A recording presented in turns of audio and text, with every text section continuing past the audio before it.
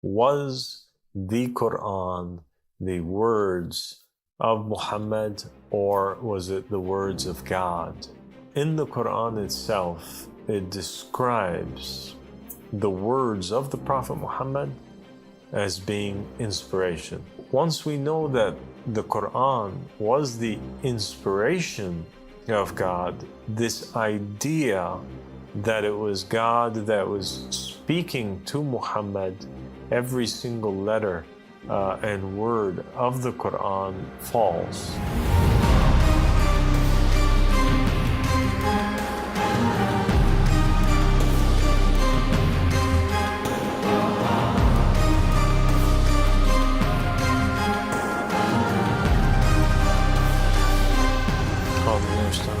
Bismillahirrahmanirrahim. Allahumma salli ala Muhammedin wa ali Muhammad. Ilaimu al-Mahdina wa salam taslima. Assalamu alaikum wa rahmatullahi wa barakatuh. My dear brother Ali. Wa alaikum salam wa rahmatullahi wa barakatuh, Eba Sadık. Good to have you here. It's an honor to be here. The honor is mine. So today we want to answer the question of, is the Quran the words of God, or is it the words of Muhammad sallallahu alaihi wasallam? Yes. And I think that the answer to that might come across a little bit shocking to people, because it is the words of the Prophet Muhammad, peace and blessings be upon him and his family, and it is not the words of God. Yes. Okay, so what does that mean? It's a very controversial statement, and at first it would seem as if we are trying to say that the Quran is made up, or it is not from God.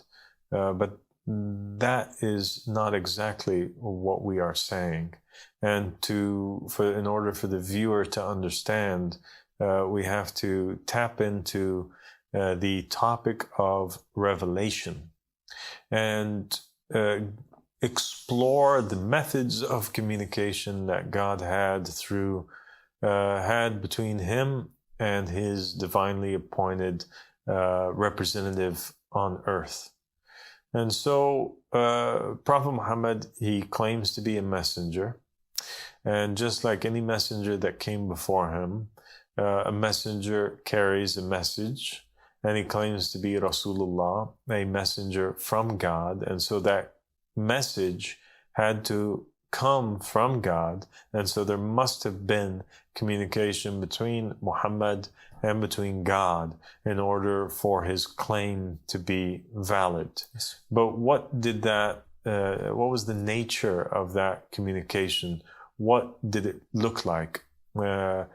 We have a verse in the Quran which states that it was not for any man to speak to God except that he inspires him, or that he speaks to him from behind a veil, or that he sends a messenger, and that messenger inspires, he inspires him with whatever he wills. Verily, God is high and wise.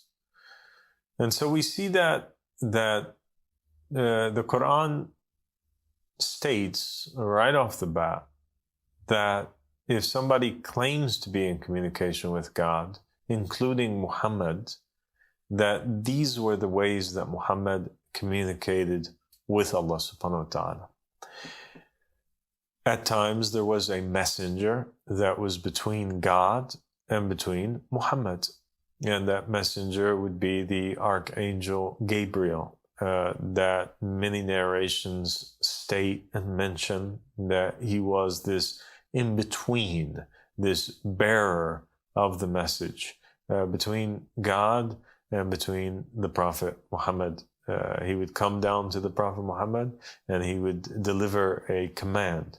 And we find that also in the stories of the prophets and the messengers in Judaism, in Christianity, in the Hebrew Bible, in the New Testament, they believed as well that God would communicate with his messengers through means of a third party or a messenger that would deliver a message to them. And this is clear when God sends his angels to Lot to bring down the punishment and the message that God is about ready to bring down a punishment, or when he sends them towards Abraham. He doesn't talk to Abraham directly. He has to talk to Abraham. He has to talk to Lot through these messengers that are coming down to inform them of what God has decreed.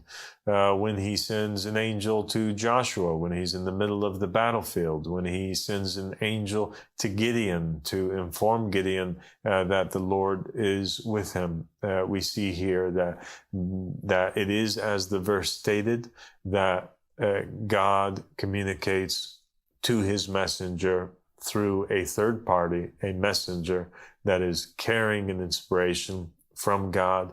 And the same thing is true when we're talking about the general population that are on the receiving end of any message from God, and they themselves are not prophets or messengers.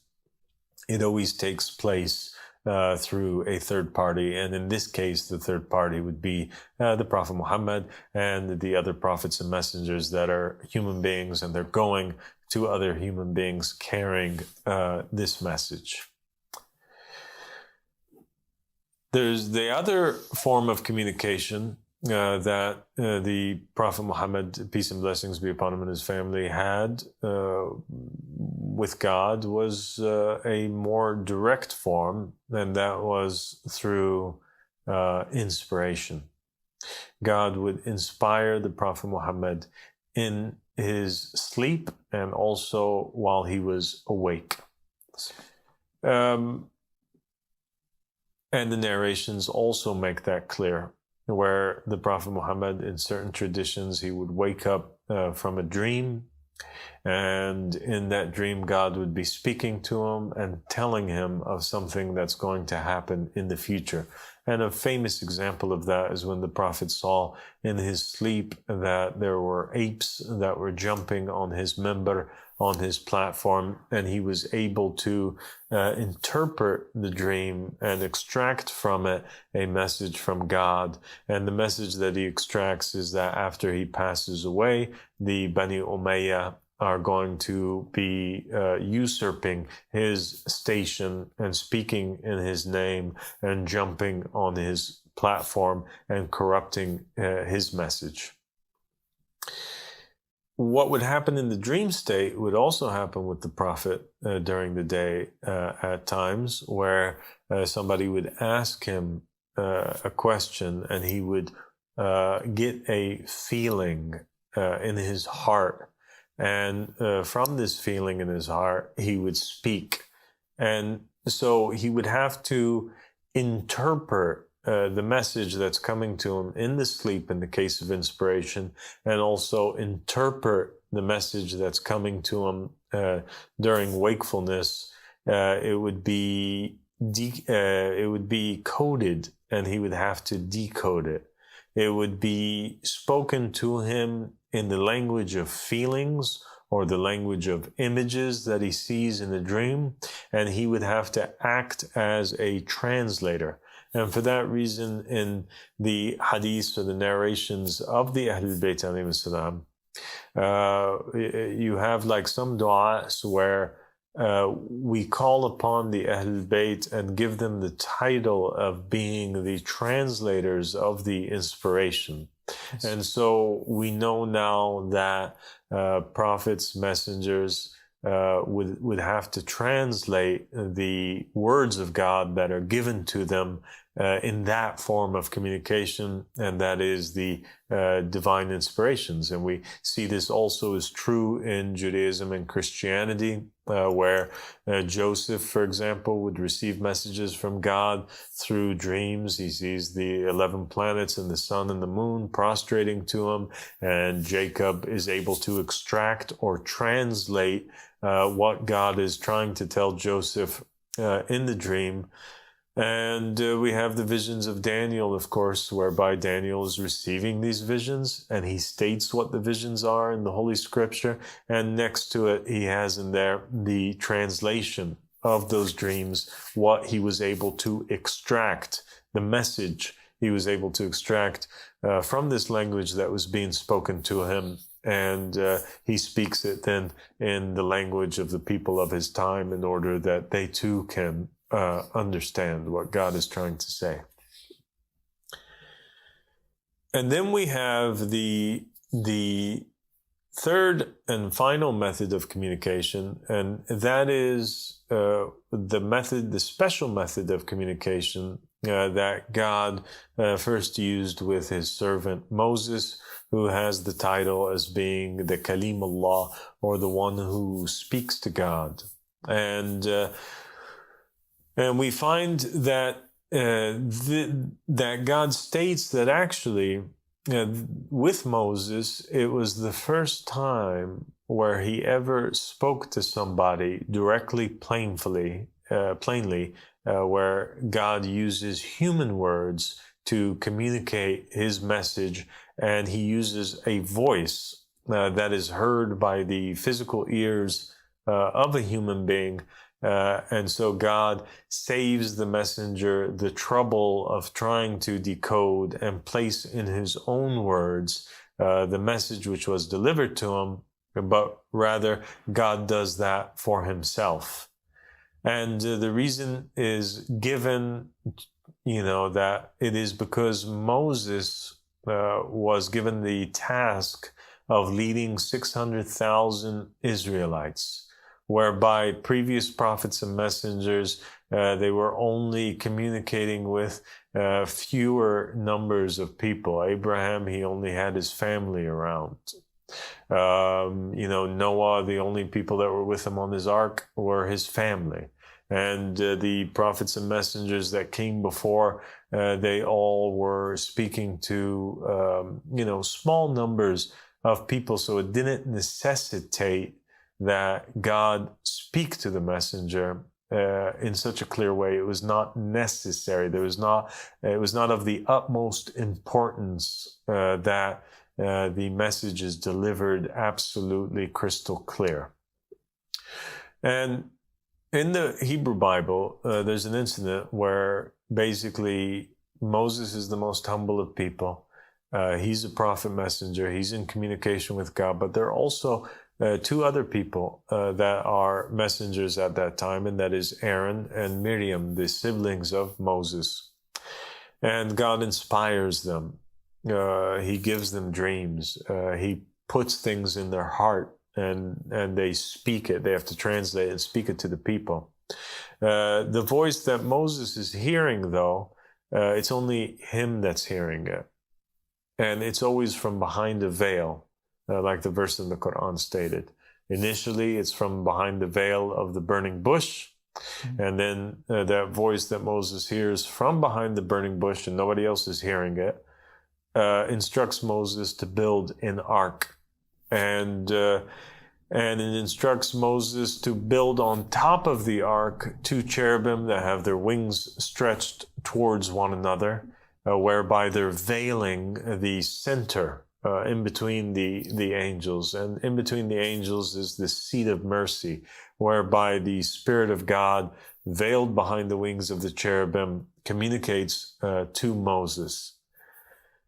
And God, so Aaron and Miriam, who are not experiencing the voice of God directly, and it's only something that Moses is experiencing, they become a little bit agitated with Moses, and they pose the question. They say to one another, is God not communicating with us too? As if to say, we're just as good as Moses. Moses is not better than us. And this angers God. Yes. And God speaks to Aaron, and he speaks to Miriam, and he tells them that it is because Moses is leading this big number of people that he's given this task, and he tells them that his method of communication with Moses is actually superior to theirs, because Moses is receiving the message crystal clear. He doesn't have to translate it. He doesn't have to translate it, and he punishes them basically for what it is that they state. And this method of communication with Moses, it continues on, and we see not before Moses, but after Moses, that certain prophets and messengers who, not all of them, but certain ones that came after Moses, such as Samuel, were able to carry on with hearing the voice of God, which was described as a voice from 360 degrees that only they could hear, but he would always communicate with them from behind the veils of the holiest of holies, or behind the wings of the cherubim on top of the Ark of the Covenant. And so those are the three methods of communication. And we find that just like the Prophet Muhammad received the true dreams and the inspiration into his heart, and he spoke it to answer questions or to interpret, certain words or commandments of God. And just like the Prophet Muhammad communicated with God through a third party, and that was the Archangel Gabriel, we find also that the Prophet Muhammad did speak to God directly and did hear his voice firsthand. And this occurred when the Prophet Muhammad, peace and blessings be upon him and his family, went on the night journey. And the night journey occurs early on in the life of the Prophet Muhammad, and he's taken into the heavens, and eventually he's taken to Jerusalem. And during his trip to the heavens, he's rising in ranks, and he's going and reaching the different layers of the heavens. He passes through the first heaven, and he meets and greets with the angels there, and he sees the prophets and the messengers, that their rank made them reach that place. And then he goes to the second, he goes to the third, he goes to the fourth, he goes to the fifth.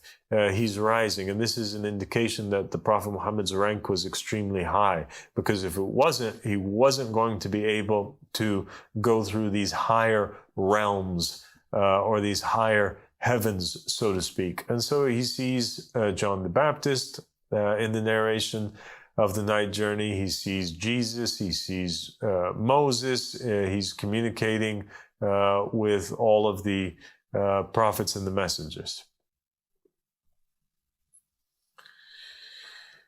And then the Prophet Muhammad breaks through and reaches, along with Gabriel, a certain point that no man has ever reached before.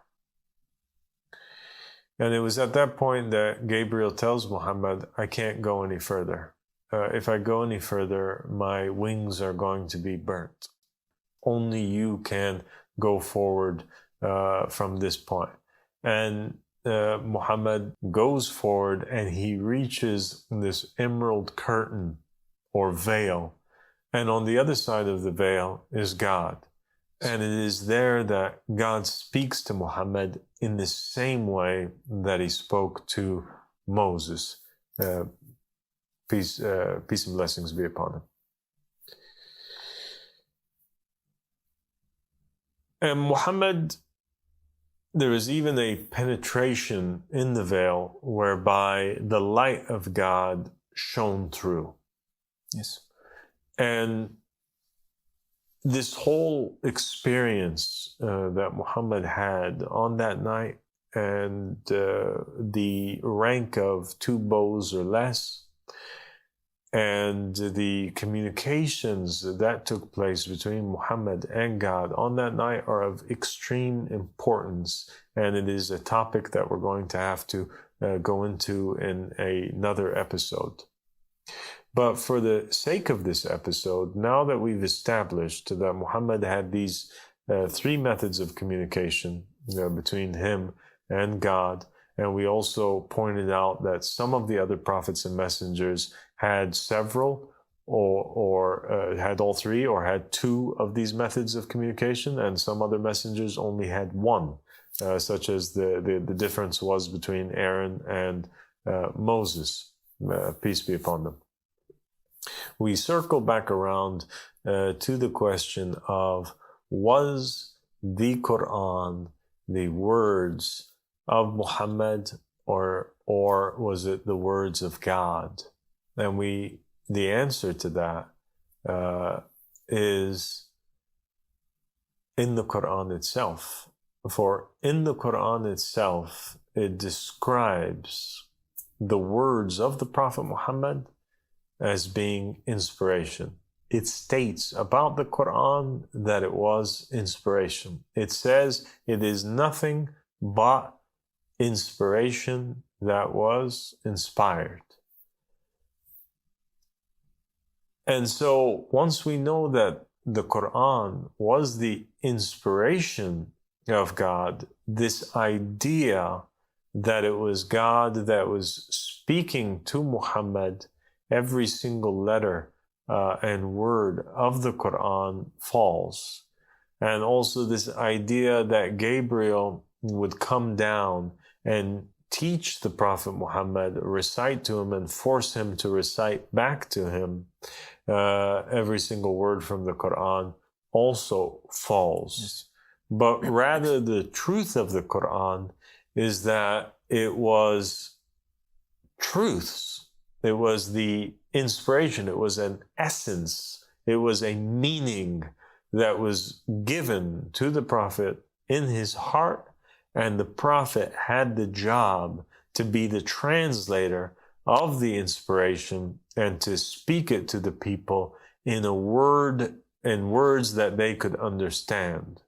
It was brought down as a feeling, it was brought down as a meaning, it was brought down as a truth, and it was spoken in clear Arabic by a prophet of God. It's clear. And we have further proof in some of the surahs of the Quran. For example, in Surah Al-Fatiha, there's a verse where it states, إِيَّاكَ نَعْبُدُ وَإِيَّاكَ نَسْتَعِينُ. It is you that we worship, and it is you that we depend on. And so, whose words are these? Is it God's direct words, where God is revealing to the Prophet Muhammad this verse word for word? Is it God that states, it is you that we worship, and it is you that we depend on? Or rather, if God was speaking the exact words, he would have said, it is I who you worship, and it is I who you depend on. So it is clear that this speaker in Surah Al-Fatiha is actually the Prophet Muhammad sallallahu alaihi wasallam, and that Surah Al-Fatiha is a prayer that God inspired the Prophet Muhammad to speak. And so the prayer itself, the meaning of it, is the same. It's guarded. And that is that God is the one who we worship, and it is God who is the one that we depend on. But the exact phrasing was the phrasing of the Prophet Muhammad sallallahu alaihi wasallam. And it was the Prophet Muhammad who wrote the Quran and dictated the Quran in his own words. And it is also clear from verses in the Quran and from the narrations that at times the Prophet would give a verse and that verse would be forgotten, but that God would still safeguard the message, and he would replace any verse that was forgotten with a better verse. Why? Because it's the meaning that's preserved. The message, the Prophet never forgot, but he might have forgotten the wording whereby it came out, so he would have to reword it. But the message is always preserved, and it is never forgotten. Thank you. And so that was the great struggle that the prophets and the messengers had, and it was the struggle to be able to successfully and clearly and coherently take this information that was being downloaded in their chests and deliver it to the people in a human language. That is their job. That's why God chooses a man to represent his word, because it is a man that's able to communicate in human or in man language to the rest of mankind. And now that we know this, we also know that the verse from the Quran that says that it is only inspiration that is inspired, this does not just apply to the what the Prophet Muhammad placed in the Quran, but rather everything that he spoke was inspiration, because there's a verse in the Quran that states, and he does not speak from his self or from desire. It is only inspiration that's inspired to him. And so the Prophet Muhammad, every single word that he spoke, and this took place especially after the night journey, which occurred early on in his message, and we'll explain in the next episode why it was the case after the night journey. But all the words of the Prophet Muhammad and every action and every step that he took was not from himself, but rather it was inspired from God. And therefore, the Quran is not just limited to what is in the physical book, but rather the Prophet himself is the Quran, and his actions are the Quran, and all of the true hadiths that the Prophet spoke, all of his words were also Quran. They were also inspiration from God. And that is a reason why, too, the Prophet was given this, he had this seal. And the seal stated that the seal stated, go forth in any direction that you will, verily you are victorious. And so the Prophet, after the night journey, all of his words being inspiration, all of his actions being inspiration, any action that he took would have been an enforced one and would have been in action from God.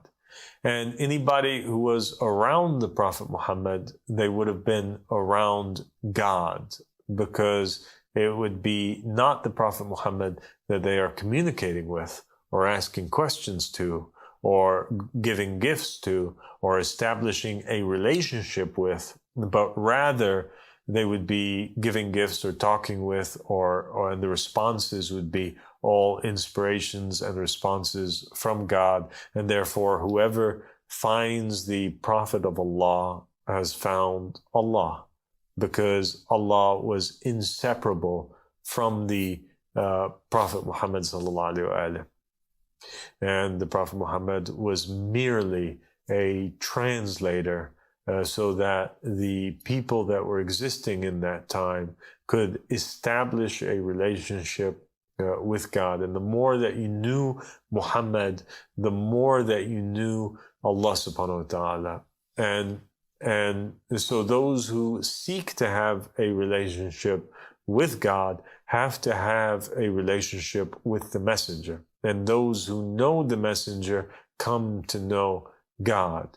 And those who are unable to know the messenger are unable to know God. And those who fight against the messenger fight against God. And those who attack the messenger or mock the messenger, they're actually attacking or they're mocking God. So we'll pause at that point, and we'll leave it there, and we'll continue to build on this topic over the course of the coming period, so that a picture becomes more and more clear, and we see how the religion is a man, and that man is the translator, the spokesperson, the existence of God, so to speak, in creation. Thank you for joining me, Ali. Thank you so much, Eba Sadık. It was, from what I understood, is that God chose the prophet messengers because they were actually able to understand and they were able to translate his words. And out of all of them, Prophet Muhammad ﷺ was the best translator, and he was the one who understood God the most, and so therefore he was able to translate his words like none of them before, and he was the best representative of God therefore. And it was beautiful. Thank you so much for that, Eba Sadık. Thank you so much, Ali.